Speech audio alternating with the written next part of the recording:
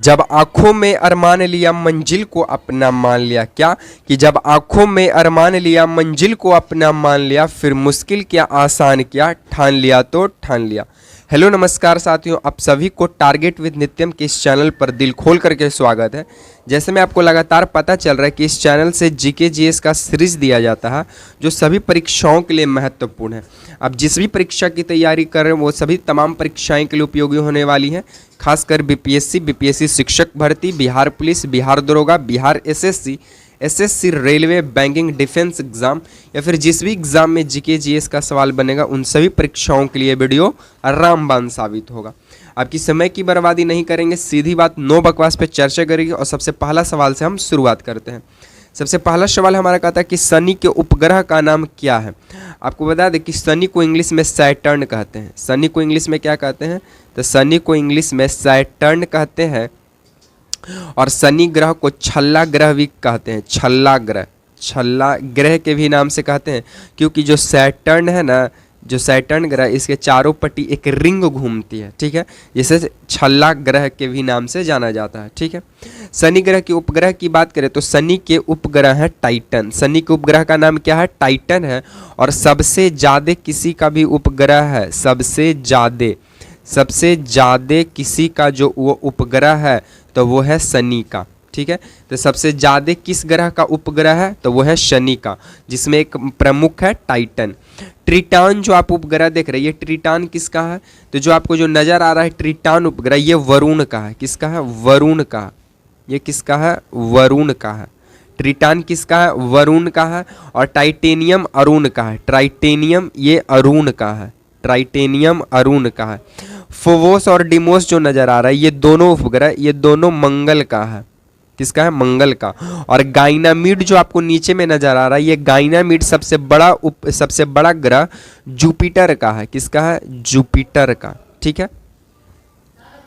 तो सबसे पहला बात कि शनि उपग्रह का कौन सा है? तो शनि का उपग्रह टाइटन है। ट्रिटान जो है ये वरुण का है। और टाइटेनियम अरुण का है। फोबोस और डिमोस मंगल का है। और गाइनामिड किसका है? जुपिटर का। और जुपिटर हमारा सबसे बड़ा ग्रह माना जाता है। अच्छा, मंगल, एक साइड मंगल है और एक साइड जुपिटर है। ये दोनों के बीच में एक पेटी पाया जाता है जिसे क्षुद्र ग्रह की पेटी कहते हैं। किस ग्रह की पेटी? तो क्षुद्र ग्रह की पेटी कहा जाता है, जो मंगल और बृहस्पति के बीच में पाया जाता है। मंगल को हम लोग लाल ग्रह के भी नाम से जानते हैं, यानी इसे रेड प्लैनेट कहते हैं मार्स को। और जुपिटर को बिग प्लैनेट कहते हैं, यानी सबसे बड़ा ग्रह है वो है जुपिटर। और जुपिटर को हिंदी में बृहस्पति ग्रह के भी नाम से जानते हैं। वरुण और अरुण में आपको दिक्कत होगा तो आपको बता दें कि पहले अरुण आता है, पहले अरुण, उसके बाद वरुण। यानी पहले क्या आएगा? पहले यूरेनस, उसके बाद नेपच्यून। तो यूरेनस मतलब अरुण होता है, नेपच्यून मतलब वरुण होता है। सबसे लास्ट का ग्रह हमारा वरुण है, यानी नेपच्यून है, ठीक है। और सबसे ज़्यादा टाइम लेता है परिक्रमा करने में, वो वरुण ही लेता है। और सबसे कम जो कौन सा ग्रह है जो सबसे कम टाइम में अपना परिक्रमा पूरा करता है? तो वह है बुध। जो सबसे ज़्यादा पास रहेगा, नज़दीक रहेगा, वो जल्दी करेगा। और सबसे छोटा ग्रह भी कौन सा है? तो सबसे छोटा ग्रह बुध होता है। तीसरा नंबर पे अपना आता है पृथ्वी। तीसरा नंबर पर कौन आता है? पृथ्वी आता है। तो इन तमाम जानकारियों को आपको ध्यान में रखना पड़ेगा, ठीक है। नेक्स्ट प्रश्नों की बात करें तो हमारा नेक्स्ट प्रश्न बोलता है कि कर्नाटक में राष्ट्रीय उद्यान है। कर्नाटक का वर्तमान में सीएम कौन है? इसका आंसर आप लोग कमेंट बॉक्स में कमेंट कीजिएगा। बाकी हम बात करें तो कर्नाटक में राष्ट्रीय उद्यान बहुत सारा है, जिसमें निम्नलिखित कुछ यहाँ पे दिए गए हैं। सबसे पहला नागरहोल राष्ट्रीय उद्यान कहाँ पड़ता है? कर्नाटक में पड़ता है। मुद्दुमलाई राष्ट्रीय उद्यान, ये भी कहाँ पड़ता है? तो ये भी हमारा कर्नाटक में ही पड़ता है। बांदीपुर राष्ट्रीय उद्यान, तब बांदीपुर भी हमारा कर्नाटक में ही पड़ता है। अंसी राष्ट्रीय उद्यान कर्नाटक है। बन्नेरघट्टा राष्ट्रीय उद्यान कर्नाटक है। कुद्रेमुख राष्ट्रीय उद्यान भी कहाँ है? कर्नाटक में है। तो ये तमाम जो राष्ट्रीय उद्यान आपको स्क्रीन पे नजर आ रही है, सभी कर्नाटक के प्रमुख राष्ट्रीय उद्यान में आते हैं। और यहाँ से लगातार एग्जामिनर सवाल बनाता है। एसएससी और रेलवे यहाँ से सवाल उठाए हैं प्रीवियस ईयर में। नागरहोल पूछ चुका है, मुद्दुमलाई पूछ चुका है, बांदी पूछ चुका है, अंसी पूछ चुका है। आपसे बन्नेरघट्टा और कुद्रेमुख पूछ देगा। तो ये सभी जो राष्ट्रीय उद्यान आपको नजर आ रही है कर्नाटक के राष्ट्रीय उद्यान है। चलिए नेक्स्ट सवालों की हम लोग आगे बढ़ते हैं। नेक्स्ट हमारा प्रश्न कहता है कि कहवा की मंडी को क्या कहते हैं। तो कहवा की मंडी को क्या कहते हैं? तो कहवा की मंडी को हम लोग साओ पालो कहते हैं। क्या कहते हैं? साओ साओ पालो, साओ पालो कहते हैं। ठीक है, तो कहवा की मंडी को साओ पालो कहते हैं। कहवा को इंग्लिश में कॉफ़ी बोलते हैं। क्या बोलते हैं? कॉफ़ी बोलते हैं। ठीक है, पंपास क्या है? तो पंपास को बोलते हैं अर्जेंटीना के घास के मैदान।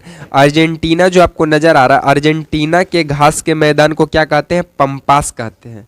सांटोस बंदरगाह क्या है? तो सांटोस बंदरगाह को विश्व के कॉफ़ी का बंदरगाह माना जाता है। विश्व के कॉफ़ी का बंदरगाह माना जाता है किसे? सांटोस को। और कांगो जो आपको नजर आ रहा है, ये कांगो क्या है? तो ये कांगो वनों का देश कहलाता है। कांगो क्या कहलाता है? कांगो वनों का देश कहलाता है। कांगो वनों का देश कहलाता है। बाकी कॉफी का विश्व के कॉफी का बंदरगाह सांटोस बंदरगाह को, पंपास अर्जेंटीना के घास के मैदान को, और कहवा की मंडी साओ पालो को कहते हैं। और आपको बता दें कि कॉफी का भारत में सर्वाधिक उत्पादन कर्नाटक करता है। कौन करता है? कर्नाटक करता है। कौन करता है? कर्नाटक करता है। और विश्व में कॉफी का जो सबसे बड़ा निर्यातक देश है या उत्पादन करता जो देश है वो है ब्राजील। कौन है? ब्राजील है। ठीक है, अब ब्राजील में कॉफी के बागान को क्या कहते हैं? इसका आंसर आप लोग कमेंट बॉक्स में कमेंट कीजिएगा कि ब्राजील में कॉफी के बागान को किस नाम से जाना जाता है। ठीक है, चलिए नेक्स्ट प्रश्नों की ओर हम लोग आगे बढ़ते हैं। हमारा नेक्स्ट प्रश्न बोलता है कि ग्रेनाइट सिटी के नाम से किसे जाना जाता है? तो ग्रेनाइट सिटी के नाम से किसे जाना जाता है? तो ग्रेनाइट सिटी के नाम से हम लोग जानते हैं किसको? इसका आंसर आप लोग कमेंट बॉक्स में कमेंट कीजिएगा कि ग्रेनाइट सिटी के नाम से हम किसे जानते हैं। बाकी आपको बता दें कि फारबिडन सिटी जो है वो लहासा को बोला जाता है। फारबिडन सिटी किसे कहा जाता है? तो लहासा को फारबिडन सिटी कहा जाता है। एमराल्ड सिटी किसे कहते हैं? तो एमराल्ड सिटी आयरलैंड को कहते हैं। एमराल्ड सिटी किसे कहते हैं? आयरलैंड को कहते हैं एमराल्ड सिटी। क्वेकर सिटी किसे कहते हैं? तो क्वेकर सिटी फिलाडेल्फिया को कहते हैं। फिलाडेल्फिया को Quaker city, emerald city Ireland को, फारबिडन सिटी लहासा को। और ग्रेनाइट सिटी के नाम से किस देश को जाना जाता है? इसका आंसर आप लोग कमेंट बॉक्स में कमेंट कीजिएगा। ठीक है, बाकी empire city, town city of the world, ये सब न्यूयॉर्क को कहा जाता है। ठीक है, चलिए नेक्स्ट प्रश्नों की ओर हम लोग आगे बढ़ते हैं। हमारा नेक्स्ट प्रश्न बोलता है कि महावीर स्वामी का जन्म कहाँ हुआ था? तो महावीर स्वामी का जन्म कुंडलग्राम वैशाली में हुआ था। कहाँ हुआ था? कुंडलग्राम वैशाली में हुआ था। कुंडलग्राम वैशाली में हुआ था। कुंडलग्राम वैशाली में इनका जन्म होता है महावीर स्वामी का। महावीर स्वामी का पिता का क्या नाम था? तो महावीर स्वामी का पिता का नाम सिद्धार्थ हुआ करता था। जैन धर्म के सिद्धांत को साक्यवाद कहा जाता है। जैन धर्म के संवाद सिद्धांत को क्या कहा जाता है? तो संयकवाद कहा जाता है। संयकवाद। जैन धर्म के सिद्धांत को क्या कहते हैं? संयकवाद कहते हैं। जैन धर्म का भाषा क्या था? तो प्राकृत भाषा था। प्राकृत भाषा था। जैन धर्म के प्रथम तीर्थंकर कौन थे? तो जैन धर्म के प्रथम तीर्थंकर कौन थे? तो जैन धर्म के प्रथम तीर्थंकर ऋषभ देव हुआ करते थे। और जैन धर्म के दूसरे तीर्थंकर अजीतनाथ हुआ करते थे। कौन थे? अजीतनाथ हुआ करते थे।